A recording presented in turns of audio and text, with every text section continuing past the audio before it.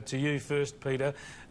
This is outrageous, isn't it? That China's saying you guys are too critical, so you're disinvited. I think James Patterson nailed it precisely. That no foreign government should be dictating to an Australian politician what he or she can and can't say, either about domestic affairs or about international affairs in our relationship with China. And I think I applaud Andrew Hastie and James Patterson for standing firm and for being determined to speak out about human rights in China and not being deterred by the Chinese government.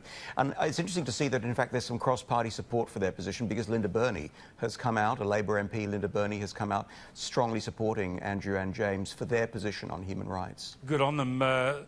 Gemma, Andrew Hastie, of course, a West Australian MP, he's been very outspoken about China, and so he should be. But they will be mindful, won't they, of not inflaming this unnecessarily. They don't want to back down when they're talking about China's human rights record and its strategic outreach, but they don't want to inflame the situation unnecessarily, presumably. Oh, I wouldn't imagine that that would be their intent at all. Like everybody else, I was really quite surprised by the nature of the language. Repent or be damned, Chris.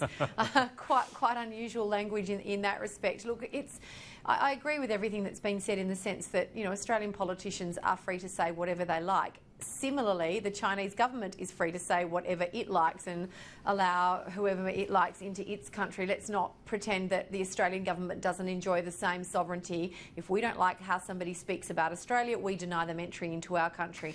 That notwithstanding the contextual relevance of everything else that's going on, not just here in Australia but up in Hong Kong. Look, it's a terrible look for them. They should have. I think they should have let the trip go ahead. It would have been a much more beneficial outcome for them. But, you know, Andrew Hastie's not going to back down, and James Patterson's not going to back down. This has got a little way to run yet. It has, Nick. Things were just starting to look a little bit better on the China diplomacy front. This has thrown a match on the fire.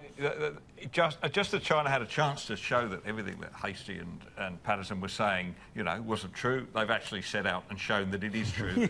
China is repressive by nature, that they cannot stand dissent. And the language, the rhetoric they use, this thing about you must repent, I mean, it sounds weird to our ears, but this is exactly what China is doing to the Uyghurs, to the Falun Gong and others in re-education camps in China, where the most terrible things are occurring. So, look, I'm sorry, you know, we will trade with China. We want to send our parliamentary delegates there, but we will decide what parliamentary delegates. I mean, you did right. It just absolutely confirms the point they're making. You know, don't you call us, don't you say that we won't broker dissent. We won't let you in. If you call us repressive and intolerant, we're not going to let you in. It's a bit like Life of Brian. We're all individuals. I'm not. It's just, it proves the point. Anyway, good on them. Stand their ground.